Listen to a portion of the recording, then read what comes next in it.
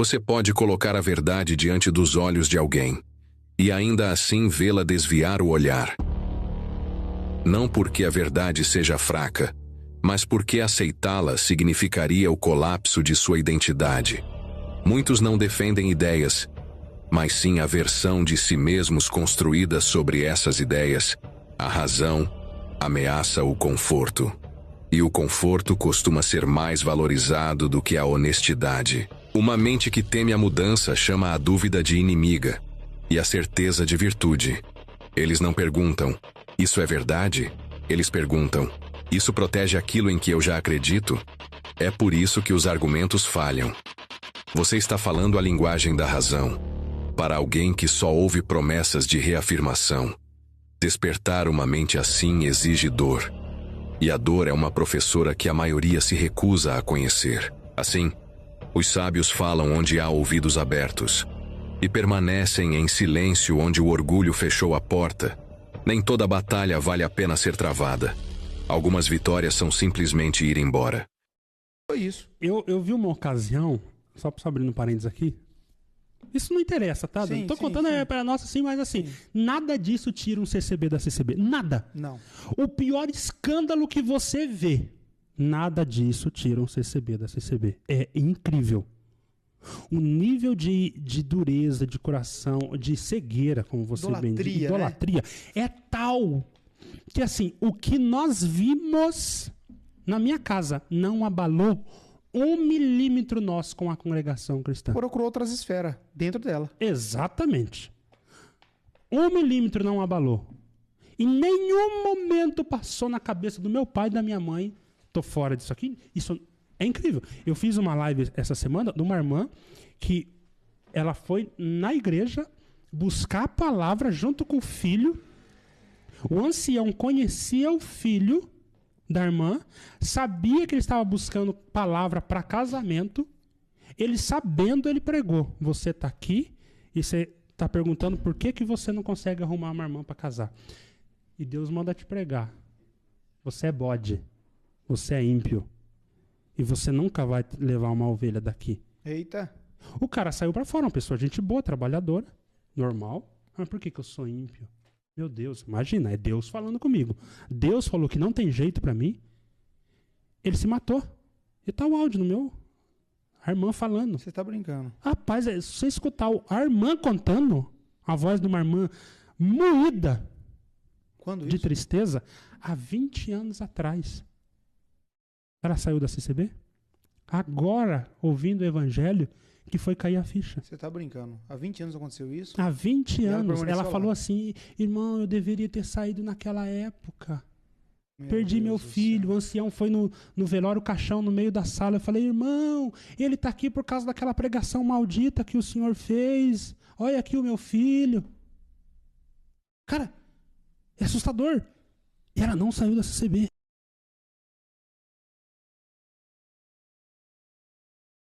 A paz de Deus. Vou te contar a minha história, que é bastante triste. Já tem 41 anos, quase 42, que eu sou membro da CCB. Fui para lá, o meu filho mais novo tinha 9 meses. E se ele estivesse vivo, em março ele teria completado 42 anos. Sempre ouvindo muitas promessas,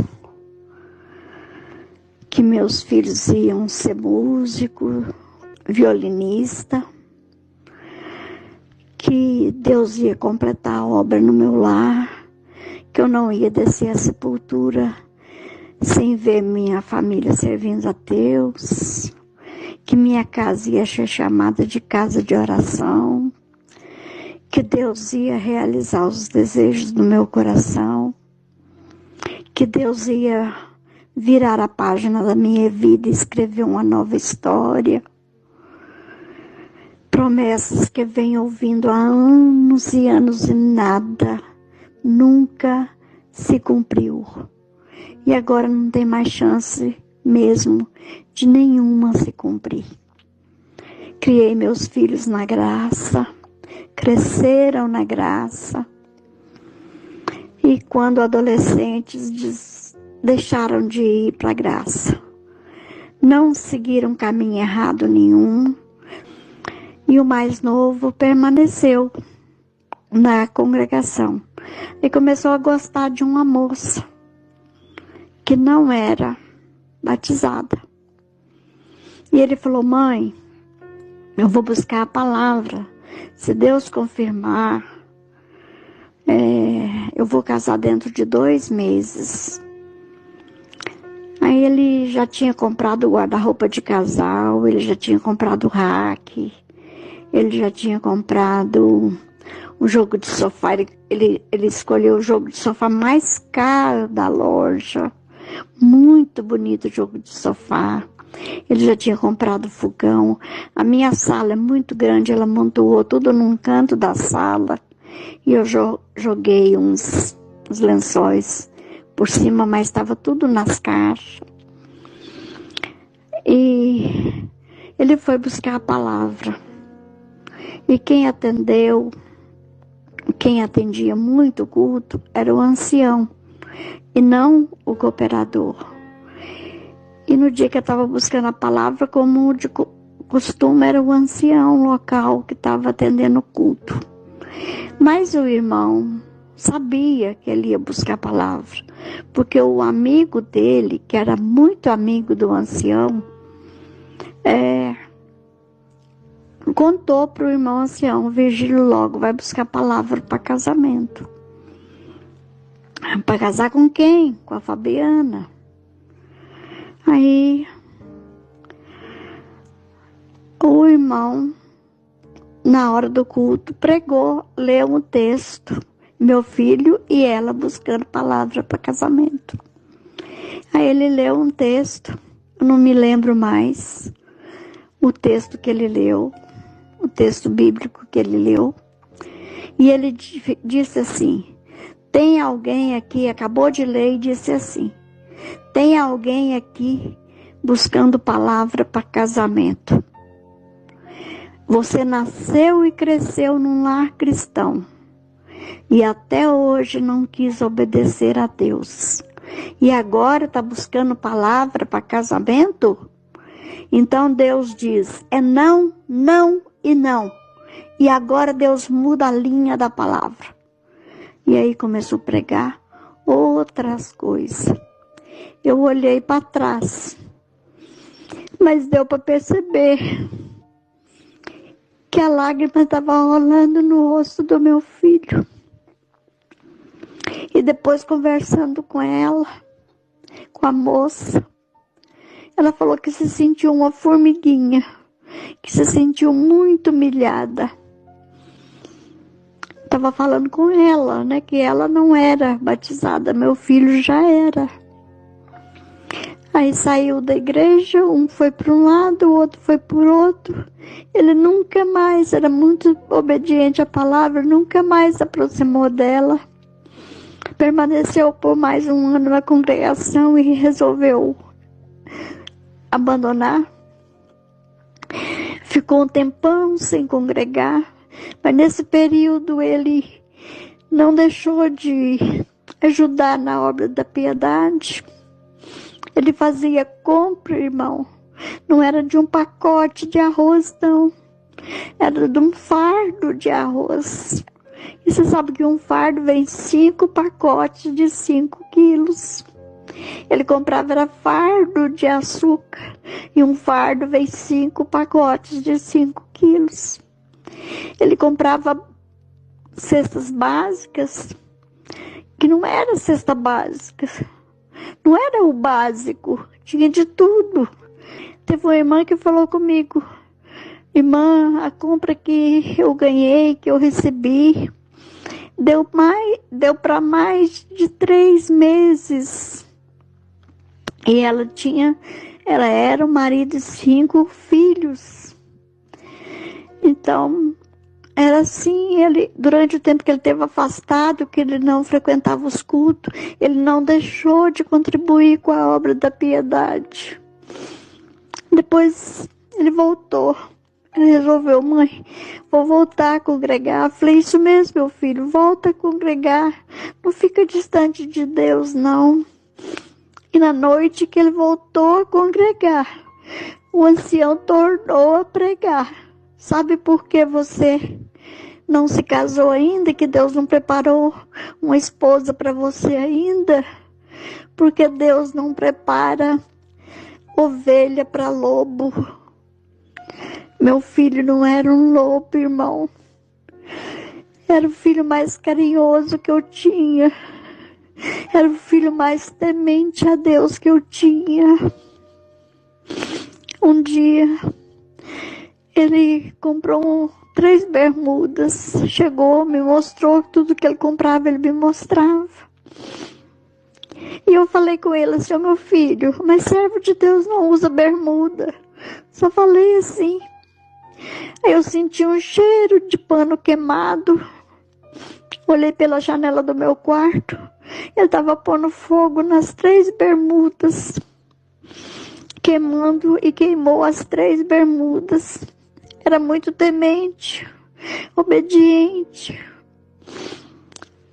E ele saiu nesse dia, nessa noite, arrasado da igreja. Chegou em casa e falou assim, mãe, eu não sou lobo. Por que Deus não quer preparar uma esposa para mim? Porque eu sou lobo, eu não sou lobo. Eu falei, eu sei, meu filho, que você não é lobo. Eu sei. Deus sabe que você não é lobo. Ele deitou na cama dele, de bruços, e chorou copiosamente. E eu lamento não ter ido lá, ter colocado a cabeça dele no meu colo, e ter confortado o coraçãozinho dele, e ter dito para ele que Deus amava ele, independente do que o irmão tinha dito na igreja, do que o irmão tinha pregado na igreja. Mas eu não fiz isso.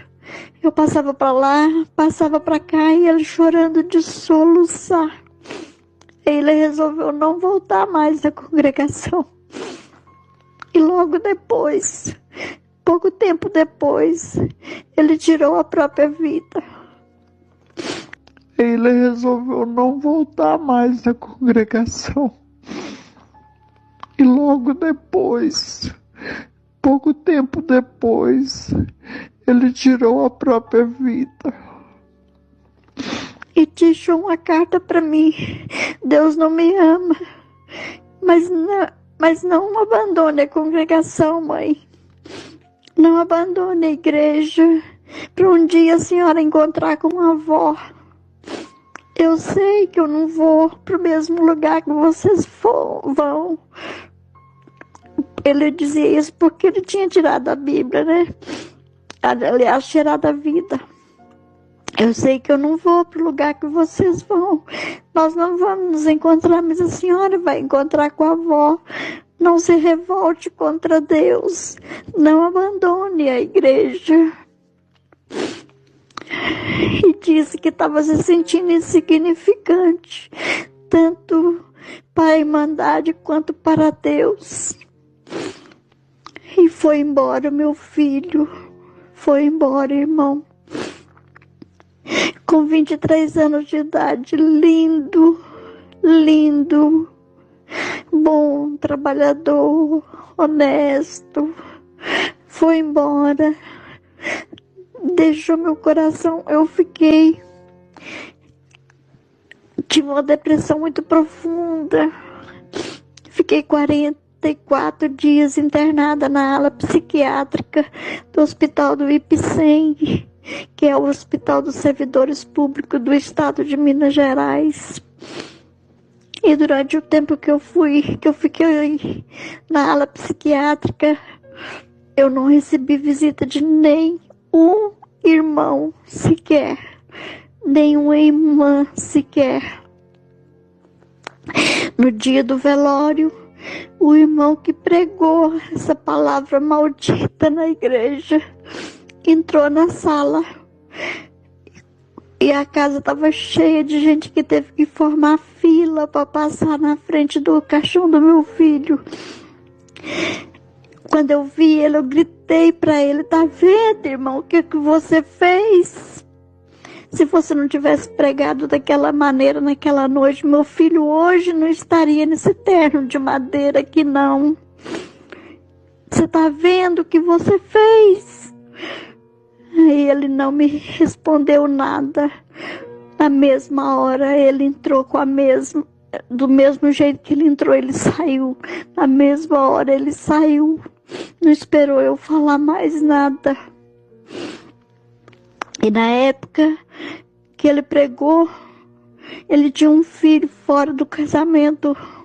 Ele tinha um caso extraconjugal na cidade próxima aqui da minha cidade.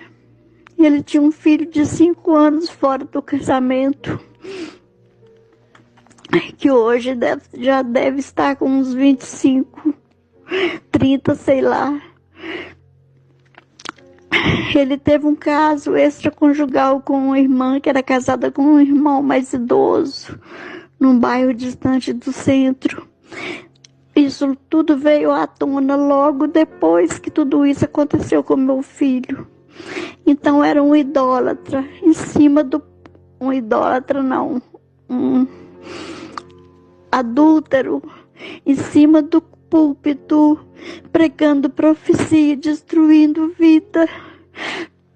E assim destruiu a vida do meu filho. Eu devia ter deixado a receber nessa época, e eu ainda permaneci até hoje. Agora que lá não está me cabendo mais, irmão. A congregação não está me cabendo mais. Eu gosto da orquestra, mas eu não posso permanecer lá mais, porque eu tô cansada de ouvir profecia que não se cumpre.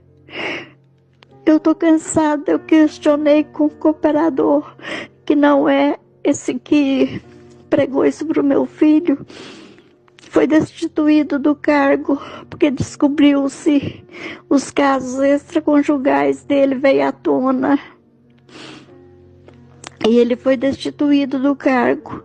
E o atual ancião, eu tenho tentado questionar com ele muita coisa que eu acho que está errado. E ele falou comigo assim: olha, irmã, eu não quero conversar com você, porque a irmã é muito preocupada com a letra. A letra mata e o espírito vivifica. Eu não quero conversar com a irmã, porque a irmã é muito preocupada com a letra. E não aceitou eu questionar com ele, fazer os questionamentos que eu queria fazer sobre a doutrina, sobre a forma que é pregada a palavra. Ele não aceitou. Então, irmão, eu estou deixando a congregação após 42 anos.